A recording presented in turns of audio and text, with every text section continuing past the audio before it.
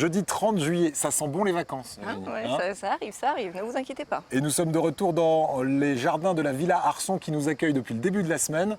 Alors restez bien avec nous si vous êtes curieux. On a un inventeur sur notre plateau qui revient avec un 4e prix Lépine. Ça fait 4 fois qu'il obtient le grand prix de ce concours Lépine et pour cause. En 1986, il a breveté par exemple ce qui est devenu quelques 20 ans plus tard, les Autolib. C'est lui, les Autolib. Il a imaginé en 1993, on lui a dit ça ne marchera jamais, l'équivalent de l'iPad. Ça s'appelait le handmail à l'époque. Il va nous expliquer comment il trouve toutes ces inventions qui révolutionnent notre quotidien.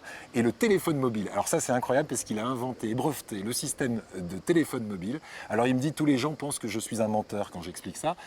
Il a tous les brevets, il pourra nous les montrer. Et à l'époque le téléphone mobile, on lui a montré une petite étude qui disait personne ne téléphonera jamais dans la rue parce que le téléphone, ça se fait uniquement quand on est en confidentialité chez soi. Il va tout nous expliquer dans un instant. C'est Raoul Parianti, notre inventeur, qui est un réel visionnaire, vous avez raison. On avait eu l'occasion de se voir l'été dernier sur une plage à Nice. À l'époque, vous aviez votre 3e grand prix, grand lauréat en fait au concours Lépine. Vous arrivez avec un 4e en 2015. On s'est dit, il faut qu'on le réinvite. On va passer en revue vos dernières inventions, les toutes dernières. Par exemple, le Freeway, on a des visuels, on va vous les montrer. Qu'est-ce que c'est le Freeway? Alors, le Freeway est un tricycle électrique ultra léger qui a la particularité de se plier en quelques secondes et de devenir en quelque sorte une valise à roues. Il va en fait vous accompagner partout. Il est parfaitement adapté à l'intermodalité. Vous pouvez prendre le métro ou le bus avec, ou même le train. Parce que ça prend très peu de place. On le voit ici sur ces images. Alors ça, c'est le premier prototype. Aujourd'hui, nous avons réalisé d'autres prototypes. C'est un appareil qui peut se mettre dans le coffre d'une petite voiture type Clio ou Corsa.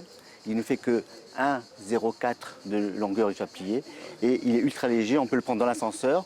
De ce fait, il est involable puisqu'il est toujours avec vous, on ne peut pas vous le voler. Voilà, vous le mettez sous le bureau et c'est vraiment très pratique. Alors aujourd'hui, on en est où de cette invention que vous avez mis au point il y a 3 ans, c'est ça? Tout à fait, on l'a sorti en fait, il y a 2 ans, le premier prototype.